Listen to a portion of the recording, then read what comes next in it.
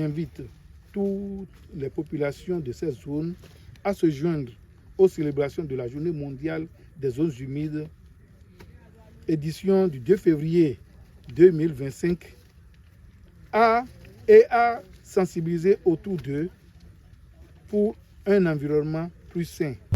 L'eau, facteur déterminant pour le fonctionnement des zones humides pour la vie humaine, animale et végétale. 2500 zones humides d'importance internationale existent actuellement dans le monde et s'étendent sur 2,5 millions de kilomètres carrés.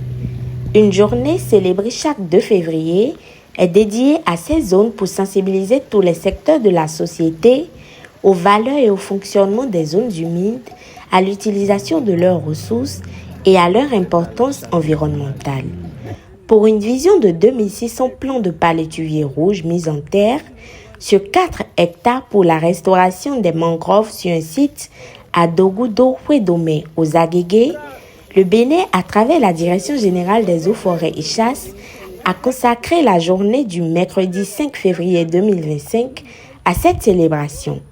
Ici, nous sommes à Agégué, sur le site de restauration des mangroves. Ici, à côté, vous avez déjà Rhizophora. Sa caractéristique principale, c'est ses racines échasses. Les racines échasses, c'est ces racines qui lui permettent en réalité d'avoir de l'eau et de l'oxygène.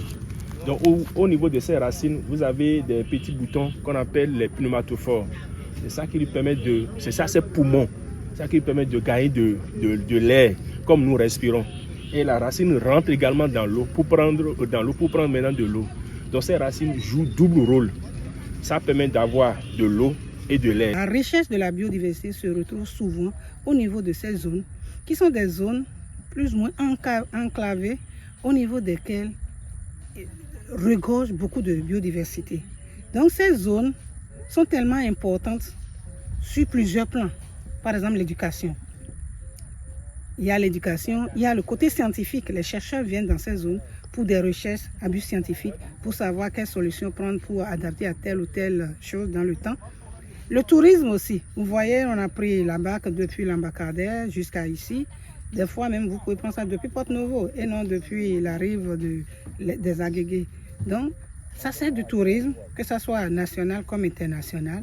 C'est des zones aussi au niveau desquelles se font des activités à but lucratif pour le social, telles que l'agriculture, quelques cultures maraîchères, la pêche. Cet engagement pour la protection des zones humides pour un avenir commun implique l'inclusion des plus jeunes voix. Il s'agit de 60 ambassadeurs formés et informés sur l'importance des mangroves et la nécessité de les protéger afin de les préserver et garantir un environnement sain aux générations futures. Il y a 3 communes qui sont réunies, la commune de Soava, la commune des Agégués et la commune de Semepoji. Il y a 3 ambassadeurs, clubs des ambassadeurs qu'on appelle communément, qui ont été formés, qui sont ici présents. Et à ces clubs, nous devons leur donner du matériel. Vous allez me demander à quoi va servir ce matériel. Ce matériel va servir à la sensibilisation du grand public. Le public a besoin d'être sensibilisé.